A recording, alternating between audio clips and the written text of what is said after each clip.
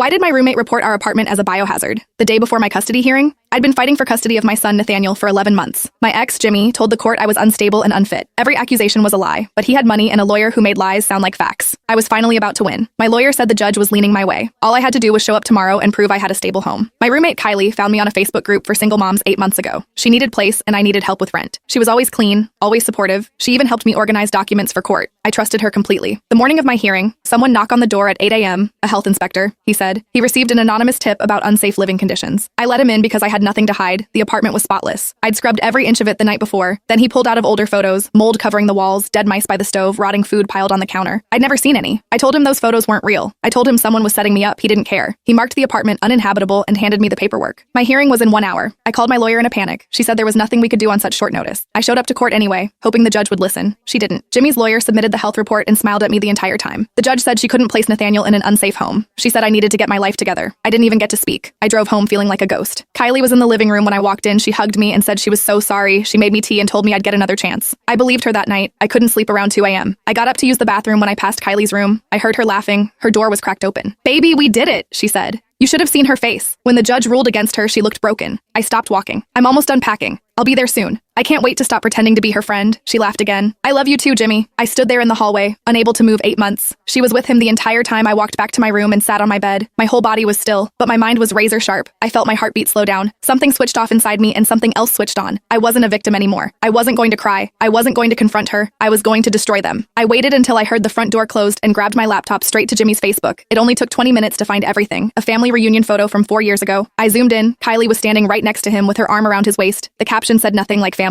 I kept scrolling, tagged posts going back 3 years, Valentine's dinners, weekend trips, birthday messages with too many heart emojis. They'd been together since we were still a couple. She wasn't just some woman from a Facebook group, was his cousin. My stomach turned, but I kept going. I found 8 months of Venmo payments, $400 every week. I screenshot everything, every photo, every post, every payment. I sent it all to my lawyer before the sun came up. She called me back 2 hours later. Her voice was calm, but I could hear the smile in it. Fabricated evidence, conspiracy to defraud the court, perjury. She paused. We got them. I hung up and laughed out loud for the first time in months. 2 weeks later, Jimmy lost custody and all visitation rights. Kylie was arrested for fraud. His family disowned them both when I picked up Nathaniel. He ran into my arms and said, I knew you'd come back. Mama, turns out I wasn't family enough for Jimmy.